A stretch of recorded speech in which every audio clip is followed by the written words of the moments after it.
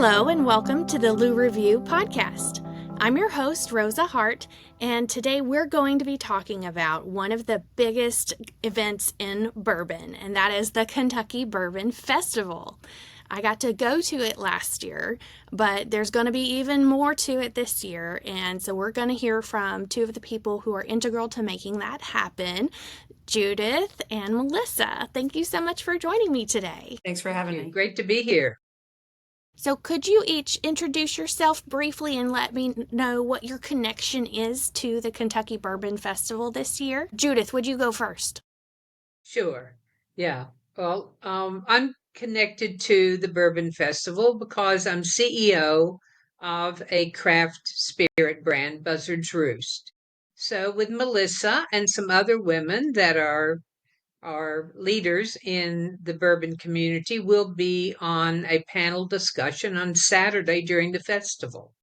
For the rest of the festival, I'll be at my booth talking to people and enjoying all the visitors that are here from all over the world. It's really a great event. I love it. Feet get tired, but other than that, it's a great event. So true, so true. Yeah, really one of the best of the year and a great time to get to connect with other industry folks as well. So I'm definitely looking forward to getting to see all of our friends across the bourbon industry. So yeah, my name's Melissa. I work for Old Forester. I serve as the master taster for the brand. So I do a lot of work with our innovation and special releases, but also work a lot in our marketing and field marketing departments. And I will be at the festival as part of the Women in Whiskey event. Very excited about that. I'll also be speaking on a couple of panels with Steve Coombs on the stage. And I'll be hanging out at our tent. We'll have some surprises throughout the weekend. So really looking forward to all the fun and festivities. Yeah, and that will be September 5 through 7 in Bardstown, right? That's right. The Women in Whiskey event is going to be September 6th. I believe it kicks off about 3:15, goes through about 4:45. I might have the times. And is the Women in Whiskey just like the panel that you all are going to be part of, or is there more to that part of the event? Melissa, you probably know more than I do. Steve Coombs called me and asked if I would be in the event, and I said, of course, anything to promote women in our industry, yes. So that's what I know. Okay, Absolutely. we'll Yeah, have to go it's and find out. so it's a mix and mingle, I think actually in the beginning. So that's what's going to be fun is folks will get to network, women who enjoy whiskey, women who work in whiskey, and then we each are going to give a little presentation about our background, all the panelists, and then I think there's going to be some food and some libations. So it's I think a VIP experience. So it's going to be really fun and a really great place for women who are interested in the category to connect. Now, Judith, maybe you can tell me, are they going to be including any of those Buzzard's Roost chocolates? I haven't asked that far, but I will tell you, those are delicious. I bet they wouldn't last very long, not just because it's hot, but because everybody would want one. Everybody would want one. I always laugh about when we developed that product. As I come from a food background, and I had, all of my experience had been around developing food products. So as we developed those chocolates, I told everybody it's just such a difficult job, but we're going to have to get together and go do the sensory on these. So we must have tasted 25 different chocolate options. Yeah, it was Mm, really tough. the sacrifice. Sacrifice that you do for what you love. But Master Taster sounds like a good role. Exactly. Are they still made by Yeah, Art Eatables for you? yes, they are. Excellent. Right across the street from us, from our tasting room and distilleries. So it's great. I often see people buying small boxes from us, and as they leave, going across the street and getting more. Exactly. And then, Melissa, would you be able to speak to the value that women bring to whiskey tasting and things like that? Because women have more olfactory senses than men, right? Yeah, I mean, scientifically, there's definitely some sensory advantages when we get down to like the biology of it all.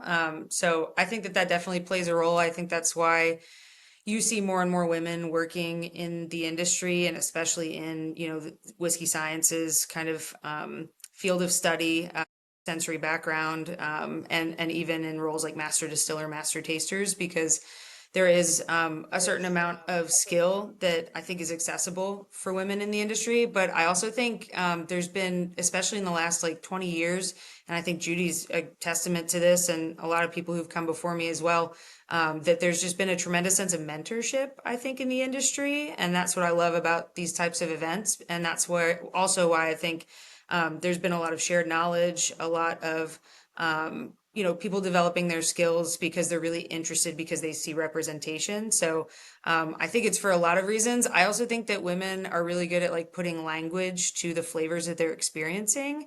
That's not database, that's just anecdotal. And I always tell people when we're talking about flavor notes, sensory analysis, it's just as much about language and confidence as it is about sensory skill. So I think all of those reasons, it's just like a perfect alignment for women in the industry.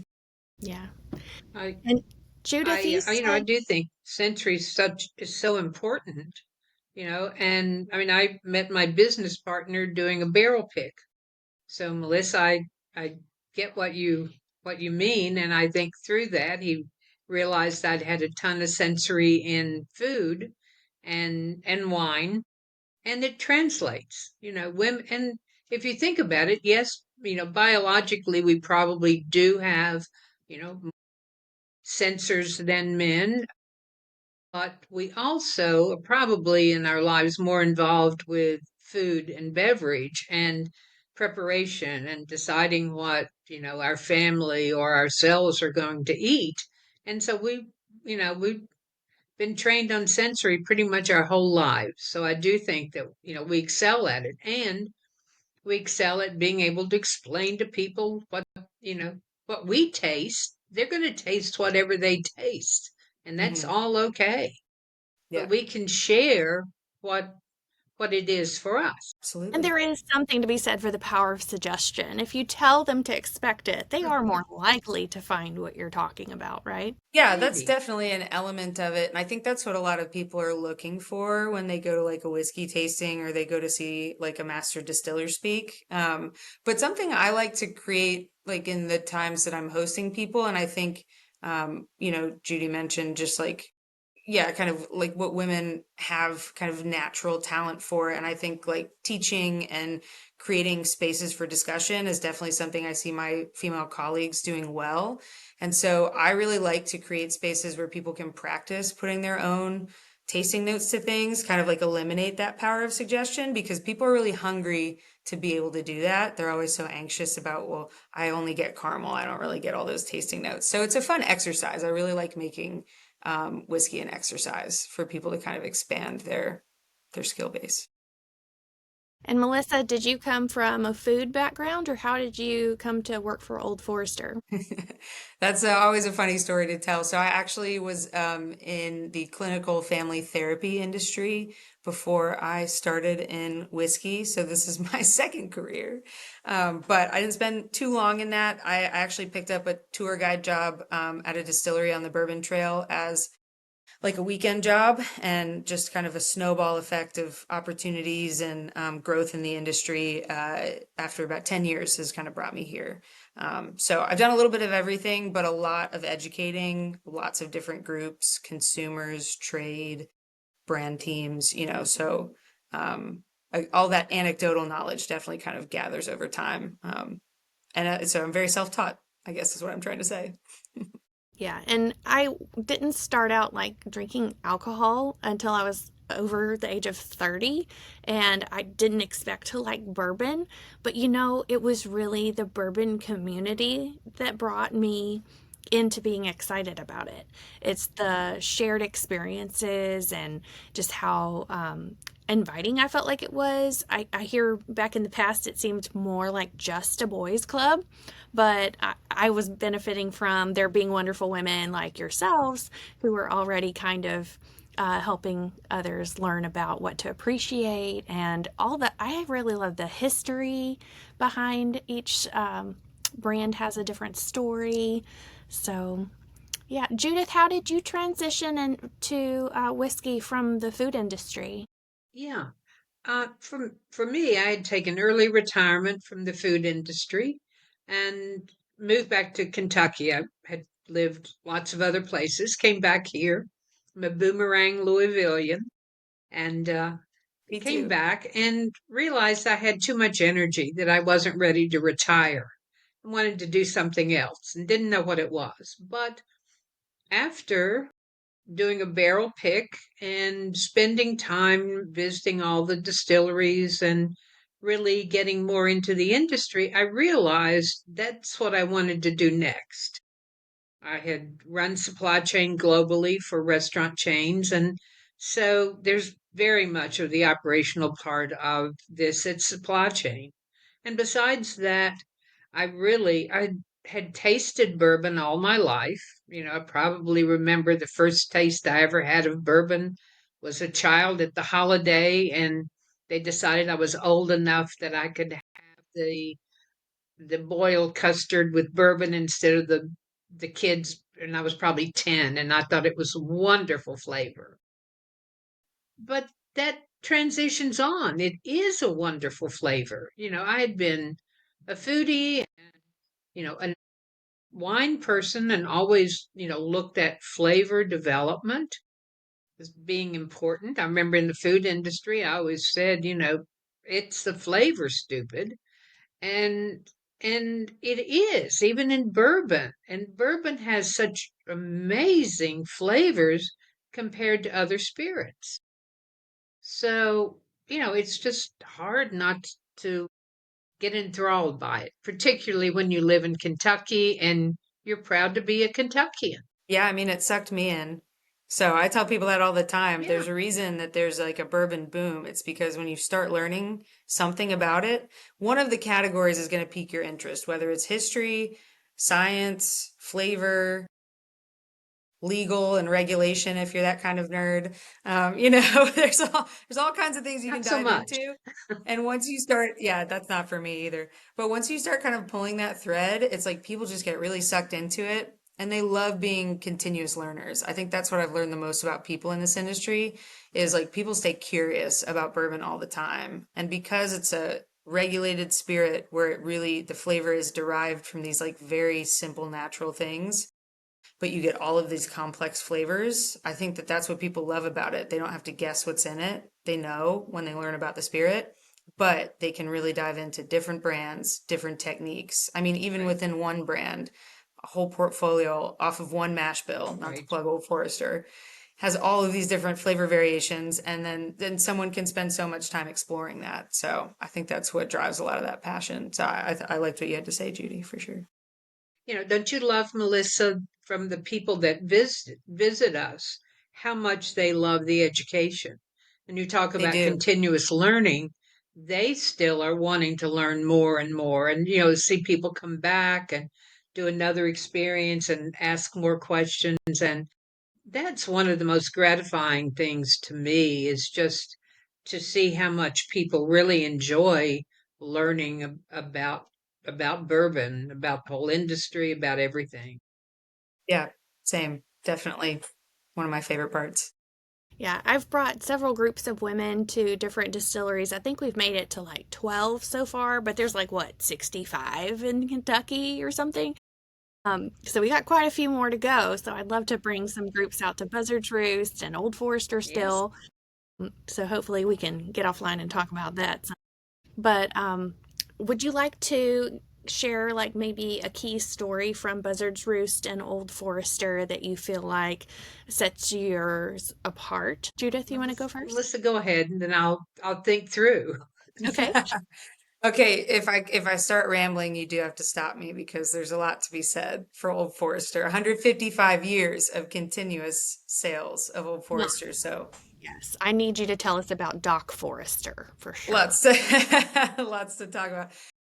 But if I were to kind of, we'll do a pun, distill it down into, I think my favorite bragging, right, that speaks to the core of the brand. It's that Old Forester was founded at a time when late 1800s, 1870, when barrels of bourbon would sit on a shelf in a saloon or a drugstore, and you didn't know the difference between a good product and a bad product. So that was where the industry was. It wasn't the industry we know today. And so our brand was founded as a business solution by batching barrels together, putting the liquid in glass packaging, tamper-proof sealing, and creating a package where you could guarantee consistency and quality. That sparked a revolution in the commercial bourbon industry that standardized how we still practice that packaging today. So we still sell in glass bottles with tamper-proof seals, with a quality guarantee. And so my favorite thing about Old Forester is that we started that as an initiative to better the industry, to be backed by integrity, to join with other folks across the bourbon industry and clean it up for all of us. And I think that's part of the thing I love about the bourbon industry. It's always been really collaborative. And then we went on to sell our product without interruption from that day until today. And so if that's not a fun story, I don't know what is. So what did they do during Prohibition? We sold medicinal whiskey during Prohibition, Gotcha. alongside 5 other legal distilleries that we were able to bottle our products throughout Prohibition.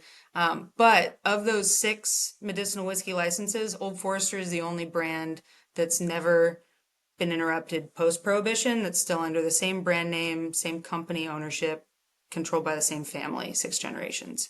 So the level of continuity is just unmatched, which doesn't make us better than anyone else, for sure, but it does mean that we've been around for every evolution of the industry, and it means that we've had a lot of time to hone our skills and our best practices, and we have a lot of research that backs our flavor development techniques and why we do what we do. And where did the name come from? That's Doc Forrester, yeah. So one of my favorite things is like not only did we kind of revolutionize the way you could think about packaging, but brand marketing as well. So our founder, George Garvin Brown, rather than use his name, he had affiliation with actually a neighbor of his, but he was also a pharmaceutical salesman. So knew a local doctor named Dr. William Forrester who was willing to use his name on the product to kind of nod to the fact that it was a healthy substance for you to consume, which, legal doesn't let us get away with anymore. But good old Doc Forrester let us keep his name on the bottle. So that remains. Well, I had heard a different story. So tell me if this is, fiction or, just a lovely anecdote. Who knows? I heard that Doc Forrester was someone who had treated both sides of people on the Confederacy and the Union soldiers. He would treat everyone no matter what side of the war they were fighting on. And he was kind of a unifying human in that his only allegiance was to the people around him and not to anything else. And so by using his name, it was to let them know that this is for everyone. Is that true, or was that just a That pretty story? that is a beautiful story, and I'm gonna have to look into it, which is one of the things I love to do is look into things. Quite possible. So what I know about him is he was George's neighbor, but a revered Union Army surgeon. And so, I mean, that tracks. And I think that that would be a very cool part of the story. And one of those little like grace notes and nuances that if you've heard the story is like such a fun thing to get to share with people. So, I'm going to track that down. The nice thing about our brand and our company is we have a really rich archives department and I'm best buds with them. So Fantastic. I Well, love the it's definitely archives. an excuse for me to talk to you again because I need to know. Yes, we'll follow up. We'll follow up. Fantastic. And Judith, can you tell us about Buzzard's Roost and your company story? I can, but let me say, Melissa, that your company, I think, adds so much to Louisville. I mean, that the age of the company, the family still involved, and everything that you do for the community. That's a big part of the bourbon industry. Everyone in the industry seems to be willing to help others, and that's so important. So, our story is we are 6 years old. And I say to many people, we've really produced whiskey for about 4 years because we started just before COVID. So during the COVID years, not a lot of ability to travel, not any of those things to do. So we sold in Kentucky only and continued to learn and to develop our products. We'd been working a couple of years before we produced our first product. And through the research that we did, 70% of the flavor of whiskey or more comes from the barrel.